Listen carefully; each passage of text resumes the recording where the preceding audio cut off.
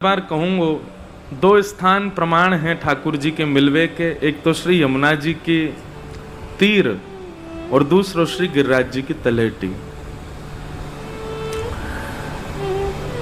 और ये दोनों ही गुरु कृपा और श्री जी कृपा से ही प्राप्त होंगे।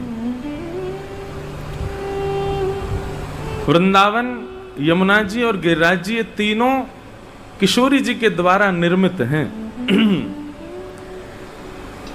तो जो इनको स्वामी हैं उन्हीं से इनकी याचना करो।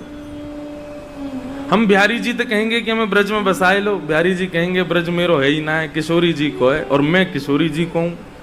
किशोरी जी से कहो, वो कृपा करेंगे। गिरिराज जी किशोरी जी का हृदय है। क्यों? ठाकुर जी को स्वरूप है और ठाकुर जी को स्वरूप, ठाकुर जी किशोरी जी के हृदय ही तो हैं, पर मूल रूप में श्री गिरिराज जी किशोरी जी के हृदय के रूप में ही विराजमान है। ऐसे श्री गोवर्धन नाथ जी की पावन तलेटी है। कृपा, अति हरि कृपा, तीन कृपा के भाव बताए गए हैं। कृपा सामान्य है कि आपके हृदय में ठाकुर जी के प्रति भक्ति प्रकट हो जाए, ये कृपा है। पर वह भक्ति की आसक्ति ऐसी है जाए कि और ज्यादा वह में रस लावे को इच्छा हो, तो ये ठाकुर जी की अति कृपा है। पर सब क्षण ब्रज बसवे को भाव चित्त में आ जाए, ये ठाकुर जी की अति हरि कृपा है। आपके चाहवे से ब्रजमंडल, आजकल थोड़ा क्या हो गया है कि लोग बाग लक्ष्मी के बल पर ब्रज में आ रहे हैं, जबकि यहां आना चाहिए श्री किशोरी जी के बल पे। मैं तो महाराज जी एक बात कहूं लोगों से कि जैसे इच्छा हुए ना ब्रज जावे की, तो तुरंत भाग मत जाए करो वृंदावन को, प्रतीक्षा करे करो। जो ब्रजवासी हैं वो उन पर तो बड़ी कृपा है ठाकुर जी की, पर जो बाहर से आवे, ठाकुर जी 3 आमंत्रण भेजेंगे और 3 सांकेतिक आमंत्रण दिख जाए तो समझ जाओ कि अब वृंदावन हमको जानो है। वृंदावन जावे की जिनके हृदय में बहुत व्याकुलता रहे, ये बात उनके लिए है, उनके लिए ना है जो चाट पकौड़ी भल्ला खावे आ जाएं, जो पेड़ा खावे आ जाएं, वृंदावन डोलवे आ जाएं, उनके काजे ये बात बिल्कुल नहीं है। जो बिल्कुल वरह आतुर रहते हैं, जिनकी मन में ये इच्छा रहती है बस कैसे भी वृंदावन पहुंचे, ऐसे लोगन के काजे ये बात कह रहे हूं, 3 संकेत प्राप्त हो तो वृंदावन आओ। सबसे पहला संकेत, ये संकेत नहीं है, ये आमंत्रण है। अभी हम लोग वृंदावन आ रहे हैं, लेकिन हमें ये कैसे पता चले कि किशोरी जी आमंत्रित कर रही हैं? तो सबसे पहला संकेत है कि वृंदावन के कोई भी 84 कोस ब्रजमंडल में कोई भी स्थान से आपके यहां प्रसाद पहुंच जाए, ये पहला निमंत्रण है ठाकुर जी को। कोई प्रसाद लेके आ जाए, आपको रिश्तेदार, पड़ोसी या मित्र कोई भी आपके यहाँ प्रसाद लेकर के आ जाए वृंदावन से, तो ये पहला संकेत मानियो कि ठाकुर जी आपको याद कर रहे हैं। लेकिन तब भी जइयो मत, दूसरी प्रतीक्षा करो। तो पहला संकेत, पहला संदेश ठाकुर जी प्रसाद के रूप में भेजेंगे। दूसरा संदेश आवेगो आपके पास कि आप जहाँ नगर में रहे में, जहाँ कॉलोनी में रहे में, या जहाँ भी आपको निवास स्थान है, वहाँ आसपास कोई ब्रजवासी आ जाए, कोई ब्रज को जन्मो ब्रजवासी आ जाए, और आपको पता चल जाए कि कोई ब्रजवासी आयो, वृंदावन ते आयो, गोवर्धन ते आयो है, नंदगाम ते आयो, बरसाने ते आयो है। ब्रजवासी को आपके नगर में आगमन और वाकी सूचना आपको प्राप्त है जानो, ये ठाकुर जी को दूसरा संकेत मान लियो कि ठाकुर जी स्मरण कर रहे हैं। फिर भी वृंदावन मत आइयो, व्याकुल कितनों है रहे हो, होन दो अपने आप को। और फिर तीसरा संकेत कहा प्राप्त होगा कि जब निद्रा आवेगी, तब स्वप्न में या तो ब्रजमंडल की कोई कुंज दिखाई दे जाए, ब्रज को कोई आश्रम दिखाई दे जाए, ब्रज की कोई गली दिखाई दे जाए, श्री गिरिराज जी दिखाई दे जाए, यमुना जी दिखाई दे जाए, मंदिर के शिखर दिखाई दे जाएं, ध्वजा दिखाई दे जाए, कोई ब्रजवासी परिचित दिखाई दे जाए, ब्रज से संबंध जाको भी है ऐसा कोई भी आपको यदि स्वप्न में दिख जाए तो ये तीसरा संकेत है। अब ये 3 संदेश आपके पास आ गए, अब रुकवे की बारी नहीं, अब तो भगो वृंदावन, अब जाओ, अब ना रुकनो, अब तो वृंदावन जानो है। क्यों? ठाकुर जी याद कर रहे हैं। ये सब स्थितियां अनुभव करने की होती हैं। हम अपनी बात थोप रहे हैं अभी बिहारी जी पे, बिहारी जी के मन की भी तो जानो वो कहा चाह रहे हैं। और एक बात बता दें आपको निश्चित रूप से, जिनको मन होवे और वो तुरंत ही वृंदावन भगे हमें, जिनकी इच्छा होवे वो तुरंत ही वृंदावन पहुंच जावे, नेक भी विरह ना सहन करें, तो यही समझियो ठाकुर जी को आमंत्रण नहीं है अभी, आप बस आए रहे हो। ठाकुर जी को निमंत्रण होगा तो सांकेतिक रूप से आपको निमंत्रण पहुंचेगा। ऐसी निमंत्रण की अभिलाषा रखो ठाकुर जी से, और ये निमंत्रण प्राप्त हो वाके लिए नित्य श्री जी को प्रणाम करो, नित्य हमारी किशोरी जी को वंदन करो, उनसे प्रार्थना करो, हे किशोरी जी चरणन की रज पाऊं, किशोरी तोरे चरणन की रज पाऊं। जो लोग ब्रज की कामना करें, मैं तो उनसे कहूं भी हूं कि नित्य के अपने क्रम में या पद को गानो प्रारंभ करो, किशोरी जी से नित्य प्रार्थना करो।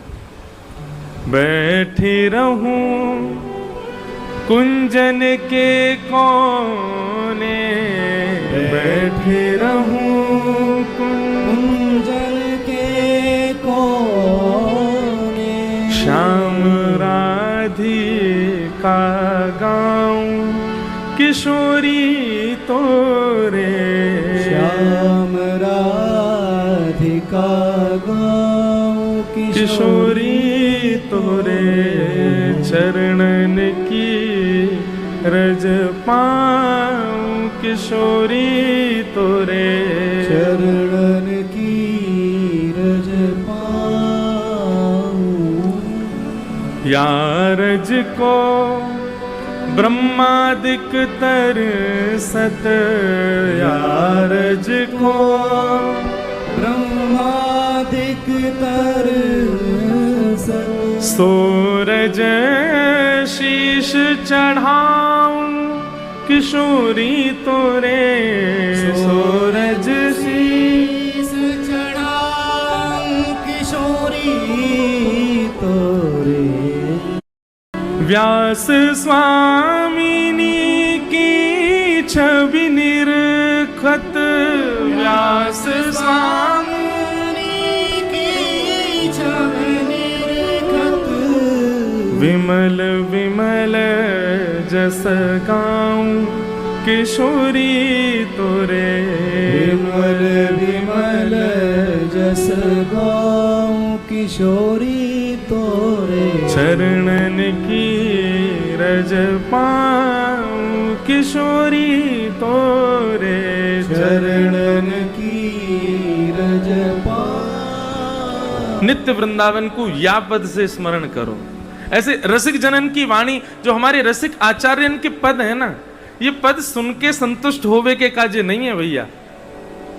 इनमें उतना ही प्रभाव है जितना प्रभाव वैदिक मंत्रण में है। जैसे वैदिक मंत्रण से आप अपने बिगड़े भय नक्षत्र ग्रहण को ठीक कर ले हो, जैसे दैविक अनुष्ठानन से आप अपने घर की सुख शांति की समृद्धि की कामना कर ले हो, ऐसे ही ब्रज के उपासक, प्रेम लक्षणा भक्ति के उपासक जो श्यामा श्याम की भक्ति में निमग्न है, वो अपनी भक्ति की पुष्टता के लिए रसिक जनन की वाणी इनको पाठ करें, रसिकाचार्यन की वाणी को पाठ करो, खूब भजन गाओ, खूब संकीर्तन करो, पर अंत में या प्रारंभ में एक रसिकाचार्य की वाणी जरूर गाओ। यह मेरी प्रार्थना आपसे। चाहे हमारे अष्टछाप के कवि हों, चाहे हमारे स्वामी श्री हरदास जी महाराज एवं आदि उनके सब अष्टाचार्यन के पद हों, महावाणी जी हों, केलीमाल जी हों, हमारे हित 84 हों, जो भी वृंदावन रस को प्रकट कर रहे हैं, उन सब वाणी को अपने जीवन में उतारो, याद करो, गानो प्रारंभ करो। वही से कृपा होगी। अरे भैया, इन पदन से रीझ रीझ करके ठाकुर जी ने अनुग्रह किया है। इन पदन में बड़ी सामर्थ्य है। और तो और एक बात कहूं, मंत्रन से, वैदिक मंत्रन से सब आपके कार्य सिद्ध हो मैं, पर इन पदन को सुनकर के तो हमारी श्यामा जी रीझ जाएं, किशोरी जी आनंदित है जाएं, और किशोरी जी आनंदित है गई तो सब काम अपने आप बन जाएंगे वृंदावन के। देखो एक बात आपसे कहूं, श्री गोवर्धन नाथ जी की व्याख्या एक रसिक जंत कर रहे कि गो यानी कि इंद्रियां, और वर्धन यानी कि वाको वर्धन करवे वाले। काय में वर्धन? भक्ति में वर्धन करने वाले।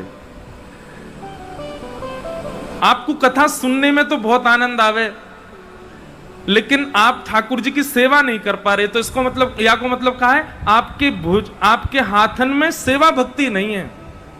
तो गिरिराज जी से जो इंद्रिय आपकी भक्ति में निपुण नहीं है, वही भक्ति की शिकायत करते हुए परिक्रमा लगाओ।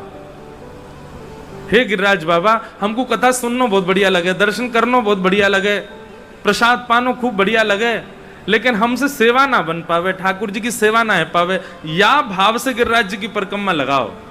गिरिराज जी की परिक्रमा पूर्ण करवे के बाद 1-2 दिन बाद फिर सेवा करके देखियो, ठाकुर जी की सेवा में आप पहले से निपुण है जाओगे। ये श्री गिरिराज जी की कृपा है। आपको कथा सुनने में रुचि नहीं आवे, दर्शन करा लो, सेवा करा लो, प्रसाद पवा लो, परिक्रमा लगवा लो, लेकिन कथा मत सुनवाओ। कथा सुनवे में हमें आलस आवे, गिरिराज जी की परिक्रमा लगाओ। और बाबा से कहो, हे गोवर्धन नाथ, आप गो यानी इंद्रियों को वर्धन करो, हमारे कानन में रुचि बढ़ाए दो कथा सुनवे के। गिरिराज जी की परिक्रमा लगाओ और वाके बाद फिर कोई रसिक की कथा सुनवे जाओ, आनंद आवेगो, सुख मिलेगो। इंद्रियों को कृष्ण भक्ति में निपुण करने का कार्य करते हैं श्री गिरिराज जी। प्रेम लक्षणा भक्ति हमारी और निपुण हो और तीव्र हो, वाक्य लैया श्री गिरिराज जी की शरण ग्रहण करो। हमारे अष्ट सखा, ठाकुर जी के सखा, आपको पता, श्रीनाथ जी नाथ द्वार गए, पर सखान में कई सखा तो गिरिराज जी में ही रहे, गए नहीं यहां से। हमारे तो गिरिराज जी प्राण हैं, इनकी कृपा से हमें प्रेम आया हो ठाकुर जी के प्रति, हम इनको छोड़ के कैसे जा सकें। तो ऐसे श्री गिरिराज जी से प्रार्थना करो। सब ब्रजवासी इनको लेकर के ठाकुर जी गोवर्धन पहुंचे। आप ही पूजे आप पुजावे। ठाकुर जी अपनी ही पूजा स्वयं कर रहे हैं और किशोरी जी या रूप को दर्शन करके आनंदित है रही हैं। आहा, सब ब्रजवासी से ठाकुर जी ने कही, जाओ भैया गिरिराज जी की पूजा करो। सब गिरिराज जी को पूज रहे हैं। तभी वहां नारद जी आए और नारद जी 56 भोग में से कछु सामग्री लेकर के गए और इंद्र को जाके पवाने लगे। इंद्र ने पूछी, भैया ये सामग्री कहां से आई? तो नारद जी ने बता दी। बोले, ब्रजवासी ने तुम्हारी पूजा बंद कर दी है। मानी ना इंद्र अपने मान के कारण क्रोध में भर गया और मेघमालाओं को, भागवत जी में निवेदन कर रहे हैं, सांबर्तक मेघमालाओं को आज्ञा कर दी। सांबर्तक मेघ कब बरसते हैं? जब प्रलय आने वाला हो। उनको आज्ञा कर दी इंद्र ने, जाओ जाकर के ब्रजमंडल को डुबा दो। कोई रिमझिम फुहार नहीं गिरे थे ब्रजमंडल में, हाथी के सूंड के बराबर, हाथी के पाम के बराबर एक एक बूंद गिरी ब्रजमंडल में। ऐसी बारिश भई, मूसलाधार। जैसी गड़गड़ करके बादल गर्जन लगे, महाराज त्राही माम। सब ब्रजवासी बोले, हम तो पहले ही मना कर रहे, या छोरा की बात में मत आओ, नेक्स्ट सो लाला जाने हमारी बरसन की पूजा बंद करवा दी इंद्र की, देखो इंद्र नाराज है क्यों। ठाकुर जी बोले, यही मुझे प्रिय नहीं है अपने वैष्णव में। क्या? अहेतुकी भक्ति का ना होना। जरा सी हमारी अनुकूलता प्रतिकूलता में बदल जाती है तो हम देवता के प्रति या अपने दैव इष्ट के प्रति अविश्वास प्रकट कर लेते हैं। ठाकुर जी बोले, अरे जिनकी शरण में आए हो उन पर विश्वास रखो, वो तुम्हारी रक्षा करेंगे। लेकिन ब्रजवासी तो कछु माने नहीं। कोई यहां भाग रहे हो, अपने बालकन को लेके भाग रहे हैं, अपनी गैयान को ढूंढ रहे हैं, कहां गई, वर्षा आ रही है खूब जोर से।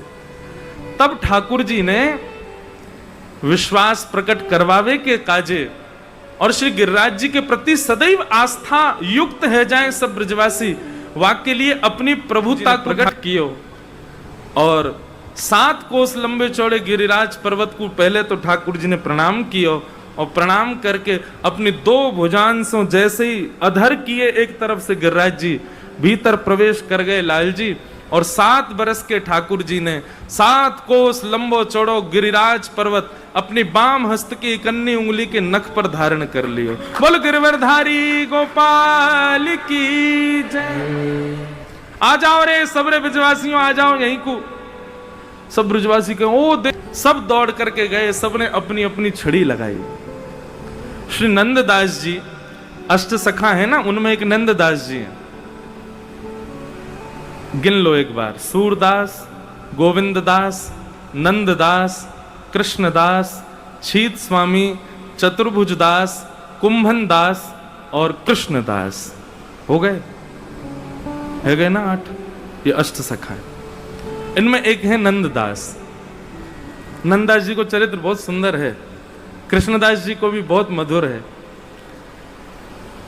नंददास जी को ऐसा बतावे कि उनको गोस्वामी तुलसीदास जी से कछु संबंध हतो।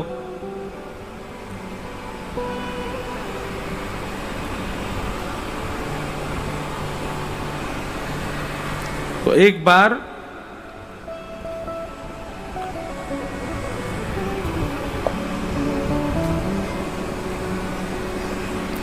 गोस्वामी तुलसीदास जी महाराज ने नंददास जी को पत्र लिखो, और पत्र में लिख करके नंददास जी से निवेदन कर रहे हैं, कहा कमी रघुनाथ के छोड़ी कुल की कहानी।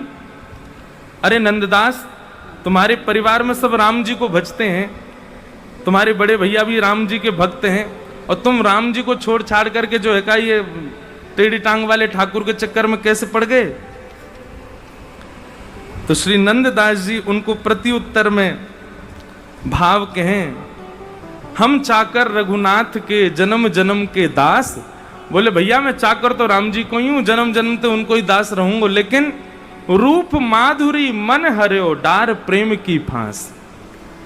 मैं चाकर तो राम जी को ही हूं, सेवक तो राम जी को ही हूं, लेकिन कहा करूं या कन्हैया की रूप माधुरी में ऐसा मेरो मन लग गयो है कि इनने, मैं ना गयो इनके पास, इनने मेरे गले में प्रेम की फांस डार के मुंह को अपने पास खींच लियो है। और भैया ये सत्य ही मानियो, ये तुमको ठाकुर जी प्रिय लग रहे हैं ना देखवे में, सबको नए लगे। बिहारी जी हजारों लोग दर्शन करवे जामे, पर सबको बिहारी जी बहुत प्रिय लगते हो ऐसा ना है। कई लोग तो यही मारे जामे, हमारे बिगड़े काम बनाए दो बिहारी जी, हम तो यहाँ मारे आए हैं। पर बिहारी जी कोई को यदि अति प्रिय लग गए तो यही समझियो तुमको बिहारी जी ना है, बिहारी जी को तुम प्रिय लग गए हो। नंददास जी यहां प्रमाणित कर रहे हैं, और यह बात बिल्कुल सत्य है। नंददास जी कह रहे हैं, बोले मैं कहा करूं, रूप माधुरी मन हर्यो डार प्रेम की फांस। मोह तो इनते प्रेम ना भयो, इनको मोते प्रेम है और इनने मैं खींच लियो अपनी तरफ, अब कहा करूं। गोस्वामी जी ने फिर एक पत्र लिखो, और वह पत्र में कहा लिख के कह रहे हैं, बोले धाम रुचे तो रहो अयोध्या, पुरी रुचे रहो काशी, वन रुचे रहो दंडक वन, गिरी कामद अविनाशी।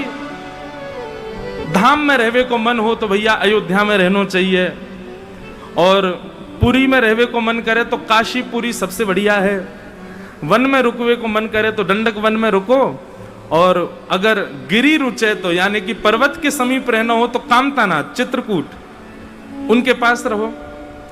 तो नंददास जी को जैसे पत्र आया तो नंददास जी ने रिटर्न आंसर लिख के भेजो, कहा जो गिरी रुचे तो रहो गोवर्धन, नाम रुचे तो गाम रुचे तो रहो नंद गाम, नगर रुचे तो बसो श्री जमुना तट, शोभा सागर अति अभिराम, सरिता रुचे तो बसो श्री जमुना, सरिता रुचे तो बसो श्री यमुना, सकल मनोरथ पूर्ण काम, नंददास वन रुचे तो बसो श्री भूमि वृंदावन धाम। नंददास जी ने रिटर्न में लिख के भेज दिया, बोले ये सब है, पूरी मथुरा बढ़िया है, और गिरी हमारी गिरिराज जी बढ़िया हैं, और नदी हमारी जमुना जी बढ़िया है, वन हमारो वृंदावन बढ़िया है, गांव हमारो नंदगाम बढ़िया है।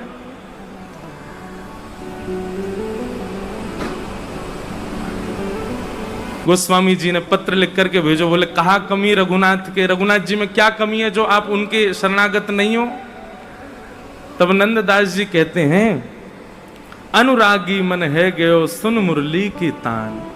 बोले भैया मेरी कमी ना है, मेरे परिवार वाले इनकी कमी है। बोले काहे को? बोले मेरो जन्म भयो और मेरो जन्म हेती नाम रख दियो नंददास, मेरो नाम रख देते रामदास राघवदास, तो उन्हीं कोई दास रहता। अब मेरे जन्मते ही नाम नंददास है, तो मैं नंद नंदन की शरण में क्यों ना रहूं? और फिर अंत में नंददास जी एक बड़ी व्यंग की और बड़ी मीठी बात कहते हैं। क्या कहते हैं? बोले देखो राम जी की शरणागत होवे में कोई दिक्कत नहीं है, पर राम जी मर्यादा पुरुषोत्तम है, एक ही पत्नी व्रत धारण करते हैं। पर हमारो कन्हैया बहुत बढ़िया है, जितनी पत्नी मिल जाए सब पे ब्याह कर ले। कहीं राम जी की शरण में रहे तो वो तो संकोच करेंगे शरण में लेवे में, लेकिन हमारे ठाकुर जी संकोच नहीं करेंगे। इनकी तो शरण में जो आ जाए वही कुछ स्वीकार कर लें, या हमारे मैं तो इनकी शरण में ही हूं। ऐसे ही श्री नंददास जी महाराज जी नक पर गिरिराज जी धारण कि देखो कैसा दर्शन, ये चिंतन में आने वाले दर्शन हैं। अगर देखा जाए तो भयाभय दृश्य है, मूसलाधार बारिश आ रही है, ठाकुर जी गिरिराज जी 7 वर्ष के लाला गिरिराज जी धारण करके खड़े हैं, सब ब्रजवासी अपनी जान बचाने के लिए खड़े हैं, और कोई सामान्य वर्षा नहीं है। शेष नाग ने बांध रखा है कि बाहर का पानी भीतर नहीं आ जाए। अमित प्रलय जैसा हो रहा है वृंदावन में। अगस्त मुनि एक कोने में बैठ करके संपूर्ण जल का पान कर रहे हैं। सुदर्शन जी आकाश में द्रुत गति से घूम करके पानी को सुखा रहे हैं कि कहीं ब्रजवासियों पर कोई संकट ना आ जाए। लेकिन ऐसी विषम परिस्थिति में भी सब ब्रजवासी नाच रहे हैं, गा रहे हैं, आनंद कर रहे हैं, ठाकुर जी बंसी बजा रहे हैं, गिरिराज जी नृत्य कर रहे हैं। ये दृश्य कोई आचार्य ही देख सकते हैं, नंददास जी देख रहे हैं ऐसा दृश्य।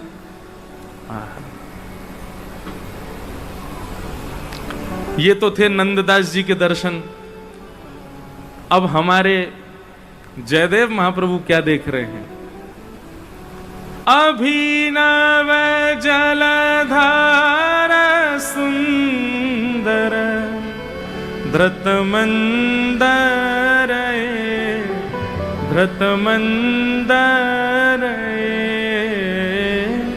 श्रीमुख चंद्र चकोर जय जय देव हरे। श्री राधा मुख चंद्र चकोर जय जय देव। श्री जयदेव महाप्रभु देख रहे हैं, बोले ठाकुर जी ने गिरिराज जी धारण किए और बिल्कुल सामने श्री जी बैठी हैं, बिल्कुल सामने किशोरी जी खड़ी हैं। ठाकुर जी ने जब गिरिराज जी धारण किए तो तब ठाकुर जी के मन में यह भाव हो कि अभी बचावे के काजे ब्रजवासी को गिरिराज जी उठा रहा हूं। लेकिन गिरिराज जी उठाते ही भ्रगुटी टेढ़ी करके ठाकुर जी इंद्र को संकेत करवे वारे की वर्षा बंद कर, अभी नहीं तो देख लूंगा मैं। ठाकुर जी कैसे हैं? वेदों में वर्णन है कि ठाकुर जी तो इच्छा करते हैं, वो इच्छा ही देवताओं को पता चल जाती है कि अब हमें क्या करना है। तो ठाकुर जी ने जब गिरिराज जी धारण किए, ठाकुर जी उसी समय मन में सोच लेते, अरे इंद्र तेरी इतनी हिम्मत, तू वर्षा कर रहा हो, बंद करिए।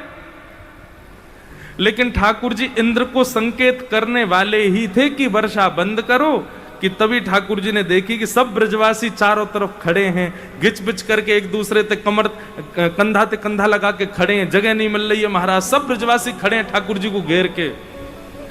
लेकिन ठाकुर जी जहां शिला पर खड़े हैं वहां ठीक सामने हमारी श्यामाजू खड़ी हैं, किशोरी जी खड़ी हैं। और ठाकुर जी ने जैसे किशोरी जी को देखो, देखते ही बोले ये अवसर बढ़िया है। किशोरी जी सामने खड़ी हैं, इनको देखवे के काजे बार बार समय तो मिले ना है, कभी जे कहीं चली जाएं, कभी कोई कार्य में व्यस्त रहे, सब ब्रजवासी इनके बीच में देखवे में लज्जा आवे। ये बढ़िया समय, ये भी 7 दिन यहीं खड़ी रहेंगी, हिलेंगी डुलेंगी है ना है। और 7 दिन नहीं, ठाकुर जी ने तो इंद्र को संकेत यूं किया, बोले तो पे जितनी है सके, जितनो जोर लगा के बरसा सके तू बरसा तो रहे। श्री जी सामने खड़ी है, मैं देख तो लऊं लेकिन। श्री मुख चंद्र चकोर जय जय देव हरे। ठाकुर जी किशोरी जी को देख रहे हैं। देखते देखते देखते महाराज युगल गीत में आज सवेरे एक भाव पढ़ रहे हो मैं, तो युगल गीत में वर्णन आवे कि ठाकुर जी जब सवेरे सवेरे गैया चरावे जामे तब तो नील कांति रहे ठाकुर जी की, लेकिन जब शाम को गैया चरा करके लौट के आवे और ठाकुर जी ऐसे है जाए पीरे पीरे से पके हुए फल के समान। युगल गीत में स्पष्ट लिखा है। टीकाकार वर्णन करते हैं, बोले ठाकुर जी सवेरे जामे तो नीले और शाम को आमे तो पीरे काई को है जाए। बोलो किशोरी जी की याद में इतनी दग्ध है जाए हृदय में, इतने व्याकुल है जाए ठाकुर जी कि आज सवेरे ते है गयो श्री जी दिखी ना है मुकु, तो जा प्रकार से नेक उष्णता प्राप्त करके कोई फल पक जावे, ऐसी नीले ठाकुर जी शाम तक पक जामे। अब यूं है जाए कि बस अब कैसे वो श्री जी दिखाए दो मुकु। श्री जी को देखे के काजी इतने व्याकुल है जाए ठाकुर जी।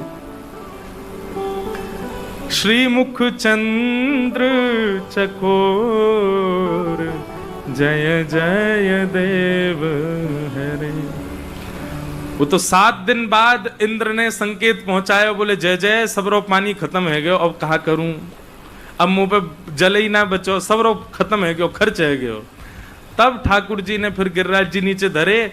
नहीं तो महाराज ठाकुर जी की इच्छा तो यूं ही हती कि अब वैकुंठ आदि ये सब कोई और संभाल ले, मैं तो अब यूं ही खड़ा रहूंगा। श्री जी सामने खड़ी है, मैं इनको दर्शन कर रहा हूं, बस यही दर्शन में ही पूरा जीवन व्यतीत है जाए, पूरी लीला है जाए। आगे की लीला हे इंद्र आदि, हे नारद आदि देवताओं, देख लियो आगे की लीला कौन है करनी है, मैं तो अब कहीं ना जा रहा हूं, मैं तो यूं ही खड़ा रहूंगा और श्री जी को देखता रहूंगा।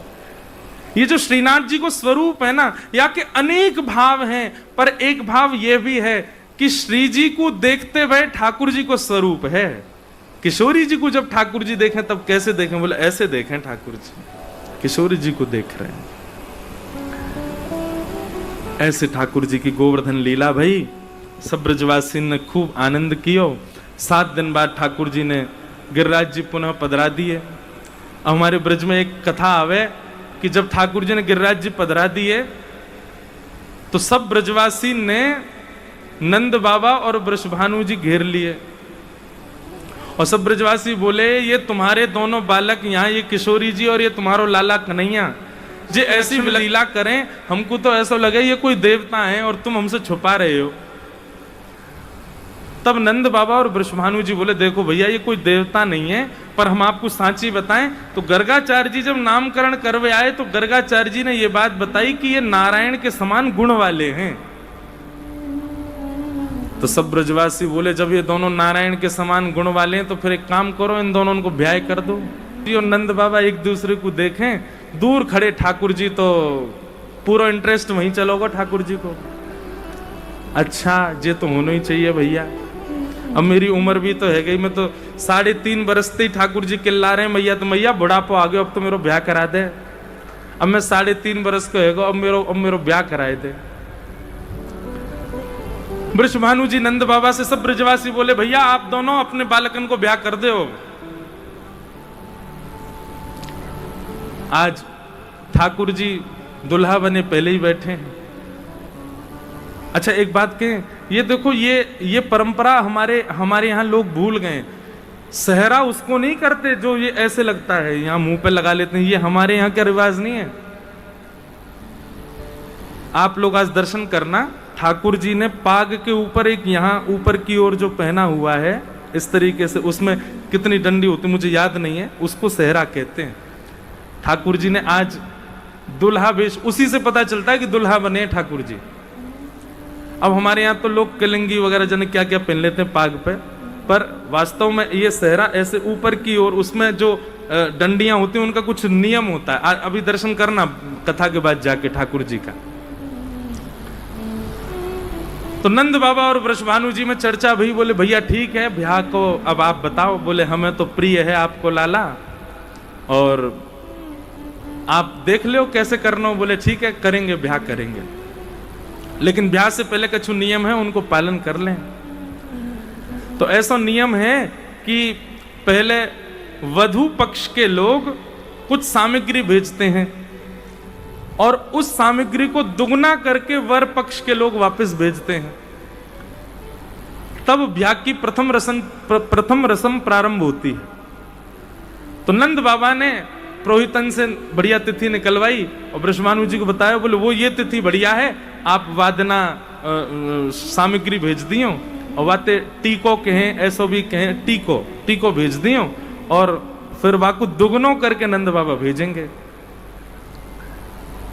महाराज वो शुभ तिथि आई और बरसाने थे बैलगाड़ी में भर भर के सामग्री भेजी ब्रजभानु जी ने।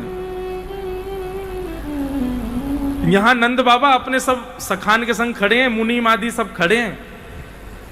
तभी देखी कि धूल उड़ रही है महाराज दूर से। बोले ऐसी धूल काहे को उड़ रही है भैया? देखी तो असंख्य बैलगाड़ियां भर भर के सामग्री आ रही हैं बरसाने थे। नंद बाबा तो पहले ही घबरा गए, बोले इतनी सामग्री, चलो कोई बात ना, कोई कमी थोड़ी, ठाकुर जी कृपा है भैया, सब दुगनों करके भेजेंगे। सामग्रियां जब आई, उनके ऊपर से रेशमी वस्त्र सब हटाए गए। मुनीम जी से कही इनकी पहचान करो, कैसे कैसे रत्न हैं, कितने के रत्न हैं और कहाँ इनको मोल है भैया, सब दुगनों दुगनों करके भेजेंगे बरसानों। मुनीम जी ने आकर के सब देख दाख करके नंद बाबा से कोई बोले, बाबा ये जैसी सामग्री आई है वैसी वापस भेज दो बरसाने, और ब्रजभानु जी को पत्र लिख करके कह दो कि हम ब्याह नहीं कर पाएंगे। हम तो भैया एक बैलगाड़ी की एक सामग्री को मोल इतना होगा कि बाबा आपको नंद भवन को चौक बिक जाएगा पूरा। ये इतने महंगे महंगे रत्न हैं, आप तो वापस कर दो। ये तो ऐसा लगे इनके यहां साक्षात कुबेर बैठो होगो का। मना कर दो भैया, अपनी नाक कटे वासे बढ़िया तो ये है कि ये वापस कर दो और ब्रजभानु जी से कह दो हम ब्याह नहीं कर पाएंगे। ये बात वहीं खड़े खड़े नंद नंदन श्रवण कर रहे हैं। सोई ठाकुर जी दौड़ करके गए, एक बैलगाड़ी में चढ़ गए, वहां में तो मोतीन की माला निकाल करके ले गए और जाए करके खेत में बोए आए, मोतीन ने तोड़ के लौट करके आ गए ठाकुर जी। यहां नंद बाबा ने मुनीम जी से कही सबरी सामग्री गिनती करके वापस भिजवाओ, जो जितनी आई है भैया, कहीं कम नहीं पड़ जाए कोई, और सुरक्षा भेज दियो, कहीं कोई बीच में कोई उठा निकाल नहीं ले कछु। मुनीम जी ने गिनती करवाई तो महाराज एक बैलगाड़ी में मोतीन की माला कम है। मुनीम जी आकर के बोले, बाबा ये तो अनर्थ है गयो, हम संबंध तो कर ही नहीं पा रहे, वाकई बात तो और अनर्थ ये है गयो कि जो सामग्री आई उतनी भेज भी नहीं पा रहे, दुगुनो करनो तो बहुत दूर की बात। नंद बाबू बोले, कहा भाई? बोले कोई मोती की माला चुरा के ले गए हो बाबा। नंद बाबू बोले, ढूंढवाओ भैया, पूछो सबन से, हाथ जोड़ जोड़ के कहां गई मोती माला। नंद बाबा सिर पे हाथ धर के बस रुदन कर ही रहे हैं भाई। इतने में ही नन्हे से गोपाल जी आ गए, नेक्स्ट से ठाकुर जी आए और बाबा से बोले, बाबा कहा भयो, आप इतने उदास काहे को है गए? नंद बाबा बोले, लाला देख इतनी सारी सामग्री आई ब्रजभानु जी के यहाँ थे, हम दुगनो करनो तो दूर, जितनी आई उतनी भेजना पा रहे, जन कहाँ थे कोई चोर आए गए हो या मैं तो एक मोती माला लेके भाज गए हो, कहा करूं अब मैं? ठाकुर जी बोले, अरे वो मोती माला तो मैं ले गए हो बाबा। बोले तू काहे को ले गए हो? बोले मुनीम जी आप तो यूं कह रहे कि भैया हम पे तो इतनी सामग्री नाए बनेंगी, दुगनी करके हम तो नाए भेज पाएंगे, तो जितनी है उतनी वापस भेज दो। मैंने सोची कि वैसे मैं इतना बड़ा हो गया हूँ, मेरा ब्याह ना है रो, और अब जब वापस ना करे दुगने करके तो बाबा ना जाने कितने दिनों बाद मेरा ब्याह करेंगे, ब्याह तो होना चाहिए अब मेरो। तो मैंने मन में विचार करी, बाबा हमारे इतने बड़े बड़े खेत, उनमें जाए करके आप जुताई बुवाई करो तो इतने सारो अनाज हमारे घर में है जाए। तो मैंने तो एक मोती की माला लई तोड़ के और सबरे मोती बोए दिए खेत में। वो मोती बोवेंगे, उनमें से अंकुरित वृक्ष होंगे, फिर वृक्षन में जैसे फल लगे ना ऐसे मोती लग जाएंगे और मोती इनको तोड़ तोड़ के दियाएंगे हम ब्रजभानु जी को। पर मेरो ब्याह कराए दो आप, ब्याह मत रोको। नंद बाबा बोले, अरे लाला तू बड़ो भोरो है भैया, अरे मोती बोवे तो कोई मोती थोड़ी होयो करें। अब तू चल जल्दी मेरो हाथ पकड़ के ले चल, कहां बो के आयो, कौन कौन सी जगह तेने बो, तो को याद तो है ना। बोले बाबा लेकिन मुझको शर्त लगाओ कि आप मेरो ब्याह कर दोगे। बोले अरे बात की बात है, तू पहले मुझको बता तू कहां भोग के आयो। ठाकुर जी नंद बाबा की उंगली पकड़ करके लेकर के गए और महाराज जैसे ही खेत में जाए करके देखो है, वहां तो दिव्य दिव्य मणियां रत्न और मोतीन के बड़े बड़े वृक्ष खड़े हैं और असंख्य मोती असंख्य मणियां असंख्य रत्न लगे हुए हैं। नंद बाबा की आंख खुली रह गई, मुंह खुलो रह गयो। बोले लाला जे खा भयो। बोले कछु ना बाबा, मेरो ब्याह कराए दो, अब इन सबन को तोड़ तोड़ के दुगनो दुगनो करके बरसानो भेज दो। और श्री ब्रजभानु जी से कह दो अब ही तैयारी करें, बाबा मुंह पे रुको ना जाए रहे हो, अब तो जल्दी घोड़ी मंगाओ, मुंह को बैठा के दुल्हा बना के ले चलो, मेरो ब्याह कराए तो ब्याह मत रोकियो बाबा। तब नंद बाबा हर्षित भये और लाला को अपनी गोद में उठाए करके खूब आनंदित भये। अच्छा देखो, ठाकुर जी की लीला प्रत्यक्ष प्रमाणित कर देती है कि वो भगवान है, लेकिन ब्रजवासी मानते ही नहीं कि वो भगवान है। ब्रजवासी इतने सीधे हैं, इतने सरल, उनको लगता है ऐसे ही हो गया होगा भाई, जैसे हम बीज बो में वैसे मोती बोवे तो है गए होंगे। जब प्रेम इतना बढ़ जाता है ना, तो आपको वास्तविकता और जड़ जानने की इच्छा नहीं होती। जो दिख जाता है आपको विश्वास हो जाता है कि हाँ ये ऐसा ही होगा। ये प्रेम की पराकाष्ठा जिसमें हो उसका ऐसा लक्षण होता है। वो ज्यादा गहराइयों तक पहचानने की उसकी इच्छा नहीं होती, ऐसा कैसे हो गया, ये कैसे हो गया, ये कैसे संभव है। जो आजकल के पढ़े लिखे लोग हैं वो तर्क कुतर्क में जाते हैं, पर ब्रज के उपासकों को कुतर्क में नहीं जाना चाहिए। निधिवन में आज भी रास होता है क्या, सब यही पूछते हैं। अरे भैया केवल निधिवन में नहीं होता, संपूर्ण ब्रजमंडल में आज भी रास होता है। देखने वाली दृष्टि चाहिए, आज भी ठाकुर जी कर रहे हैं। हमने सुना है रात को वहां जो चला जाता है सुबह तक वो अंधा गूंगा बहरा हो जाता है। भैया ठाकुर जी जाको दिख जाएंगे ना, वो अंधो ही है जाएगा, फिर वो जानबूझ के अंधो है जाएगा। ठाकुर जी को देखे के बाद स्थिति है जाएगी, अपने आप ही आंख फोड़ दोगे ताकि मैं कोई और देखूं ही ना। भैया यही छवि रहे मेरे नेत्रन में। ठाकुर जी को देखे के बाद कोई और की सुनाई देवेगी ना, अपने आप बहरे रह जाओगे, मन ही ना करेगो कोई और को सुनवे को। ठाकुर जी दिख जाएंगे तो है सके अपनी जवानों काट ले, वो बोलना ही ना है, मैं मौन रहूंगा। भैया सदा ये जोड़ी मेरे चित्त में रहे, ये स्वरूप मेरे चित्त को कभी त्याग नहीं करे, अपने आप ही आप ऐसे रह जाओगे। ये आश्चर्य की बात क्यों लगती है लोगों को वृंदावन के प्रति? पहले उस स्थिति में तो पहुंच जाओ, पहले अपनी स्थिति तो वैसी बना लो कि ठाकुर जी आपको अनुभव करावें अपना।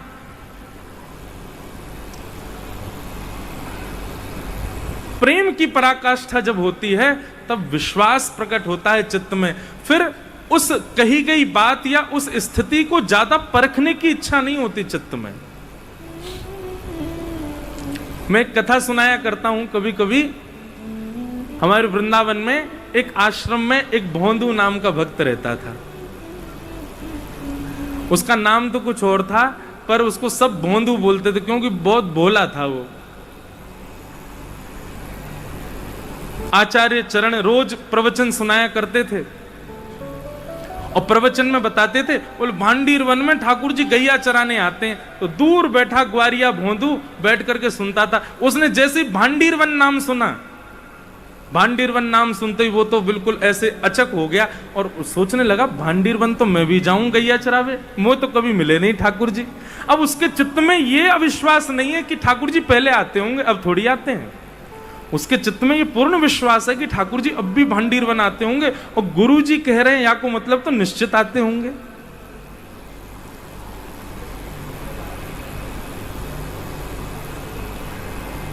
आज जब गैया चरावे गयो भोंदू, अपनी गैयान को छोड़ करके और ढूंढ रहे हो कहां होंगे ठाकुर जी, कहां होंगे श्याम सुंदर।